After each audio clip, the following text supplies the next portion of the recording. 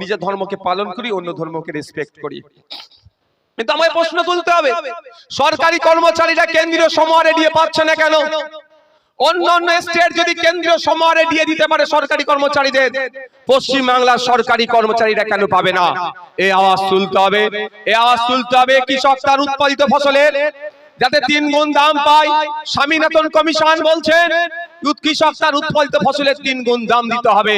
কেন পাচ্ছে না? এই দাবি আপনাকে আমাকে করতে হবে।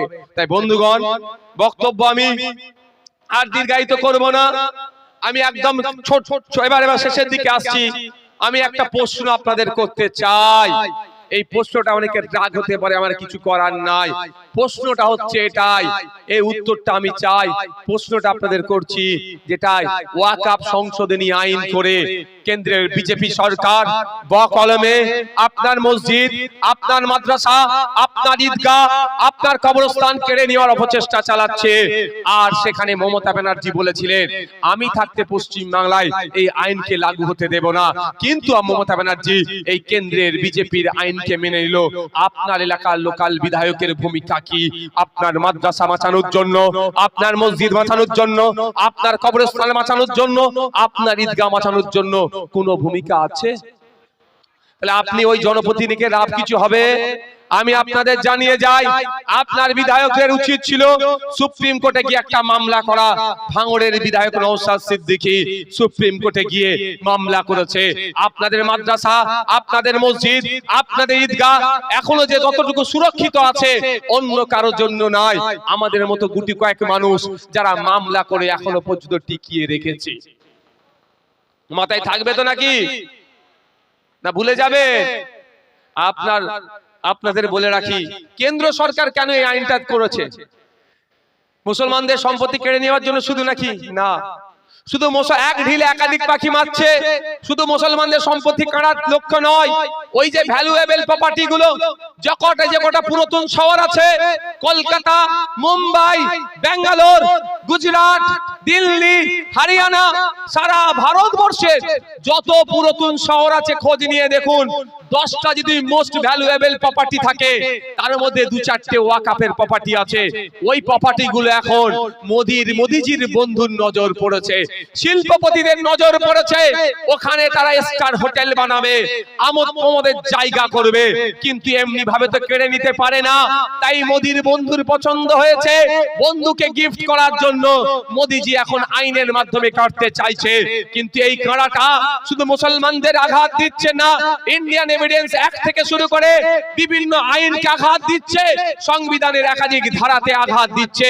তাই আমরা সংবিধান প্রেমী মানুষেরা সংবিধানকে প্রোটেক্ট করার জন্য, রক্ষা করার জন্য এর যেমন প্রতিবাদ করছি, কিন্তু আমরা আগামী দিনেও দেখছি আজকে এরা ওয়াকফের সম্পত্তি লুট করছে, কালকে এরা গুরুদুয়ারার সম্পত্তি লুট করবে, পরশুদিন এরা জাহের থানের সম্পত্তি লুট করবে, তারপরের দিনে এরা গরম থানের সম্পত্তি লুট করবে, তারপরের দিনে এরা গির্জার সম্পত্তি লুট করবে, এরপরে তারা হিন্দু সমাজের ধর্মীয় সম্পত্তিগুলোকে, এই মন্দিরের দেবদেবীর নামে সম্পত্তিগুলোকে লুট করার চেষ্টা করবে।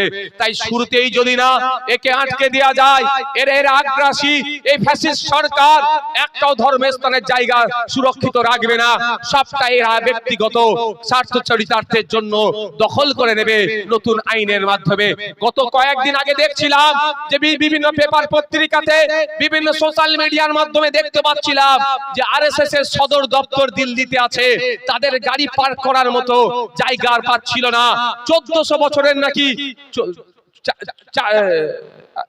140 বছর, প্রায় 140 বছরের, সরি 1400 নয়, 140 বছরের পুরাতন একটি মন্দিরকে তারা ভেঙে চুরমার করে দিয়ে, উড়িয়ে দিয়ে ওই জায়গাটাকে খালি করে এদের গাড়ি পার্কিং এর জায়গা করছে। তাহলে বুঝুন, এদের যখন প্রয়োজন হবে ওয়াকফ সম্পত্তি আইনের মাধ্যমে নিয়ে নেবে।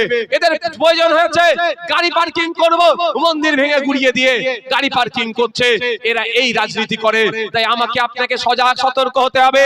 এখানে হিন্দু মুসলমান দলিত আদিবাসীর ব্যাপার নয়, এখানে আমাদের জনগণের ব্যাপার, নাগরিকের ব্যাপার দাঁড়াচ্ছে।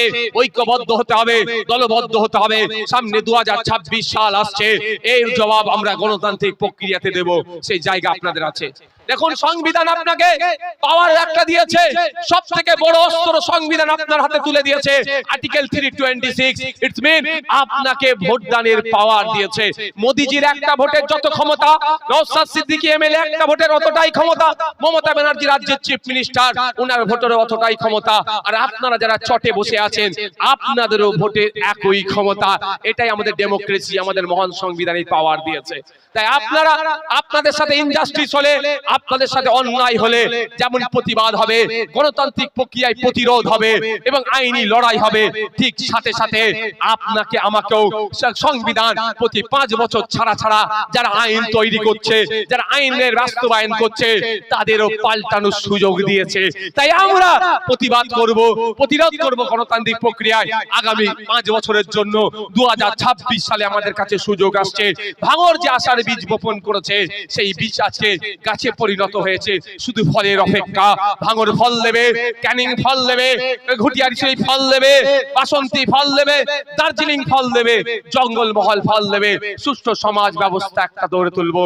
সেই সুন্দর সমাজ ব্যবস্থা, সেই সকালে নারী তার অধিকার নিয়ে মাথা তুলে বাঁচবে, পুরুষ তার অধিকার নিয়ে মাথা তুলে বাঁচবে, সরকারি কর্মচারীরা কেন্দ্রীয় সমাহারে ডিএ পাবে, 6-8 ঘন্টার বেশি তারা ডিউটি করবে না, শূন্য পদে পূরণ হবে, বাচ্চারা স্কুলে গিয়ে শুধু মিড ডে মিল খেয়ে চলে আসবে না, ওখান থেকে শিক্ষা, উপযুক্ত শিক্ষা নিয়ে ফিরে আসবে, রাস্তাঘাটের আমূল পরিবর্তন হবে, উন্নয়ন হবে, কৃষক তার উৎপাদিত ফসলের দাম পাবে, বেকারত্বের জ্বালায় যারা জ্বলছে তাদের কাজের ব্যবস্থা করা হবে।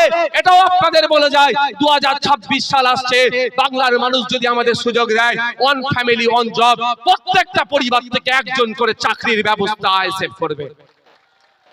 আপনাদের কথা দিয়ে যাচ্ছি, বক্তব্য আমি আর দীর্ঘায়িত করব না, আমার বক্তব্য এখানেই আমি ইতি টানলাম। তবে আমি বলি, আমি চলে যাওয়ার পরেও এখানে বক্তব্য চলবে, রক্তদানের কার্যক্রম চলবে। আপনাদের অনুরোধ করছি আপনারা রক্ত দিন, রক্ত দিলে আপনার কিছু ক্ষতি হবে না। মেডিকেল সায়েন্স বলছে প্রতি 90 দিন পুরুষ মহিলা 120 দিন ছাড়া ছাড়া যদি রক্ত দেয় ক্যান্সারের সম্ভাবনা কমে যায়, স্ট্রোকের সম্ভাবনা কমে যায়। পৃথিবীর 10টা ভয়ঙ্কর রোগের মধ্যে 2টো রোগ কিন্তু হচ্ছে ক্যান্সার, স্ট্রোক। তাই আমি বলবো রক্তদান শিবিরে রক্ত দেবেন। আর 90 দিন পরে যদি আইএসএফ রক্তদান শিবির না করে চিন্তার কথা কোনো কারণ নেই। যদি তৃণমূল করে আপনাদের আমি বলে যাচ্ছি নির্দ্বিধায় পরের 90 দিনের মাথায় আপনারা গিয়ে তৃণমূলের ক্যাম্পেও রক্ত দেবেন, আমার কোনো অসুবিধা নাই। কারণ কি, আমাদের রক্তের প্রয়োজন হলে, আমরা ব্লাড ব্যাংকে গিয়ে বলি না আমি আইএসএফ করছি, আমি আইএসএফ এর ছাড়া কারো রক্ত নেব না। আমি ব্লাড ব্যাংকে গিয়ে বলি না যে আমি মুসলমান, আমার মুসলমান ছাড়া রক্ত দেব না, এ কথা কিন্তু আমরা বলি না। আমরা তখন গিয়ে বলি আমার অমুক গ্রুপের রিকুইজিশন ফর্মটা নিয়ে যাই, যেই গ্রুপ আছে সেই গ্রুপের রক্ত নেওয়ার কথা বলি। তাই আপনি যখন ব্লাড ব্যাংকে গিয়ে যখন ধর্ম দেখেন না, রং দেখেন না, রাজনৈতিক পরিচয় দেখেন না, তাহলে আমি আপনাদের বলে যাই যখন রক্তদান শিবিরগুলো হবে সেই শিবিরের ধর্মীয় পরিচয় দেখার দরকার নেই, রাজনৈতিক রং দেখার দরকার নেই, সামাজিক পরিচয় দেখার দরকার নাই। 90 দিন 120 দিন ছাড়া ছাড়া আপনারা আপনাদের সামনে যে শিবির পড়বে সেখানে গিয়ে আপনারা রক্ত দেবেন। এই রক্ত দিয়ে বার্তা দেবেন রক্ত কলকারখানায় তৈরি হয় না, রক্ত মানব শরীর থেকে মানব শরীরে দিয়ে। আমার যখন রক্তের প্রয়োজন হয় আমি তখন রক্তটাকেই খুঁজি, কার রক্ত আমি দেখিনি। সুতরাং আর কারো যখন রক্তের প্রয়োজন হবে কে রক্ত দিচ্ছে সেও সেটা দেখবে না।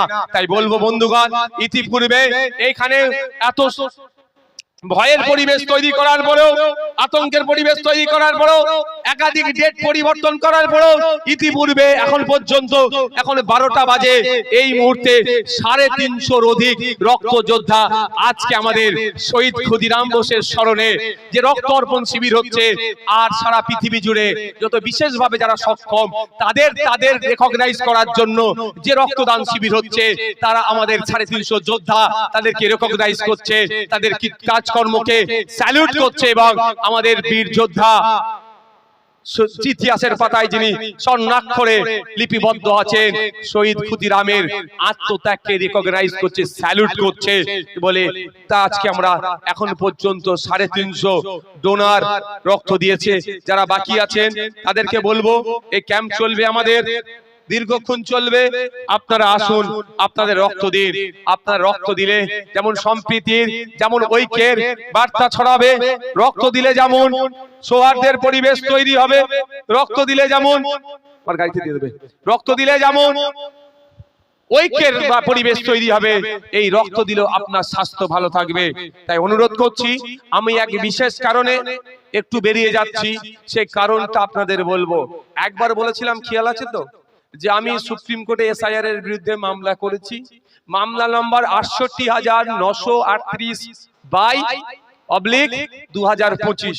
তো তাই আপনাদের বলবো, সেই একটা আমি গোপনে গিয়ে কাজটা করে এসেছি তো কিছু, হ্যাঁ, তো আজকে আমি বেরিয়ে যাচ্ছি, তো কিছু ভালো আপনাদের জন্যই আছে, এটাও আপনাদের আমি বলে যাচ্ছি। এসআইআর করে নাটক করলে আপনারা চিন্তিত হবেন না, ক্যানিকের মানুষ চিন্তিত হবেন না, এ বদরান মানুষ চিন্তিত হবেন না, এসআইআর নিয়ে আপনারা চিন্তিত হবেন না। আমি এখানে আপনাদের কথা দিয়ে যাচ্ছি, এসআইআর এ অন্যায় ভাবে যদি একটা ভোটারের নাম বাদ পড়ে, সেই একটা ভোটারও যদি তৃণমূলের হয়, ওই তৃণমূলের লোকটার জন্য ইন্ডিয়ান সেকুলার ফ্রন্ট আইনি লড়াই করবে, এখানে কথা দিয়ে যাচ্ছি। আপনারা নিশ্চিন্তে থাকুন, কারণ সামাজিক পরিচয়, রাজনৈতিক পরিচয় ভিন্ন হতে পারে, কিন্তু আপনাদের রাজনৈতিক পরিচয় ভিন্ন হতে পারে, সামাজিক পরিচয় আমরা এক, আমরা ভারতীয়। সুতরাং আর্টিকেল 326 যদি ভায়োলেট করে, তার অধিকারকে বাস্তবায়ন করার জন্য, তার অধিকারকে ফিরিয়ে নিয়ে আসার জন্য, তার পাশে তার দল থাকুক আর নাই থাকুক, আইএসএফ থাকবে, শাহাবুদ্দিন সিরাজিরা থাকবে, এই অঞ্চল নেতৃত্বরা থাকবে, হাজী সাহেবরা থাকবে, সর্বোপরি আপনাদের ছোট ভাই নওশাদ সিদ্দিকী তার পাশে থাকবে। আমি এই কথা কেন বললাম? মসজিদ কেড়ে নিচ্ছে, মাদ্রাসা কেড়ে নিচ্ছে, তৃণমূলের লোকের দাদর যে কবরস্থানে শুয়ে আছে, সেই কবরস্থানটাও কেড়ে নেওয়ার চেষ্টা করছে বিজেপি। তৃণমূল কিন্তু তার তৃণমূলের নেত্রী, ওর মানে তার দলের কর্মীর দাদুর কবরটা বাঁচানোর জন্য কথা বলছে না, তৃণমূলের কর্মীর দাদুর কবরটা বাঁচানোর জন্য সেই নওশাদ সিদ্দিকী লড়াই করছে। তাহলে এসআইআর এ যদি নাম বাদ পড়ে, লড়াইটা মমতা ব্যানার্জি করবে না, করবে সেই নওশাদ সিদ্দিকী, করবে এই খাম চিহ্ন। সকলে ভালো থাকবেন, অনুরোধ করছি আপনারা উঠাউঠি করবেন না। আমি এখান থেকে বেরিয়ে যাব, রক্তদান শিবিরের কাজ চলবে, বক্তব্য আমি শেষ করছি।